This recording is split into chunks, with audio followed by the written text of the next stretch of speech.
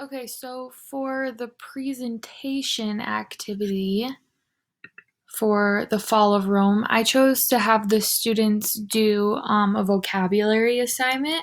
I thought this would be great because those are kind of tricky words that students need to know before they're reading. Because if you don't know the vocabulary, then being able to comprehend the text is not going to be easy. So I made this. There's the vocabulary list. It's a short list, which I like, doesn't make the students overwhelmed. So then the directions: use the textbook to search the vocabulary words above, then write the definition using the word in a sentence and drawing a picture of the word. So there are the four: the definition, use word in a sentence, and draw a picture.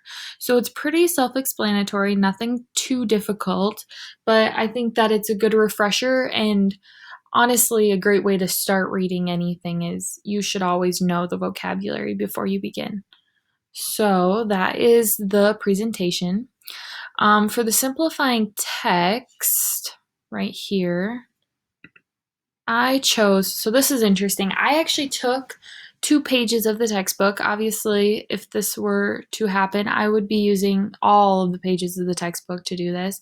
But I thought that I learned best by quizzing myself as I go, giving myself a checkpoint, something to look for. So I gave a checkpoint after each page relating to questions that happened on that page. So, who ruled in Rome after Commodus? Something like that.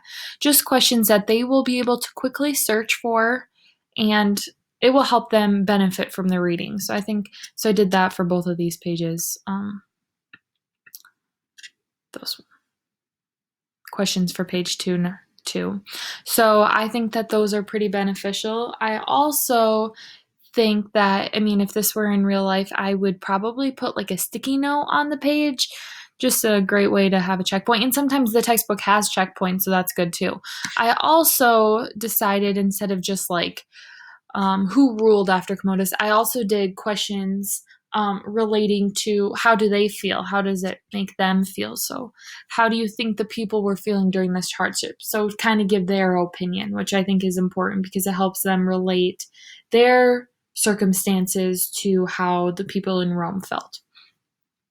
And lastly, for the assessment, I chose like a little quiz test, but it's kind of a fun test. Instead of the normal 1, 2, 3, 4, 5 list, I chose to do it in a bubble format, kind of take away from the scary word of assessment, quiz, test, whatever you want to call it. So I just put some questions on there that the students will answer, and then I even did like draw a picture. What's your favorite part? Just things to make the assessment less scary, because I'm assessing them on how well they understand the book. And an important part of reading the book would be drawing a picture of your favorite part, or what is your favorite part. So not just questions based on comprehension, how well they understand the text altogether. So I think that those 3 activities would work really great for the Fall of Rome. So thanks for listening.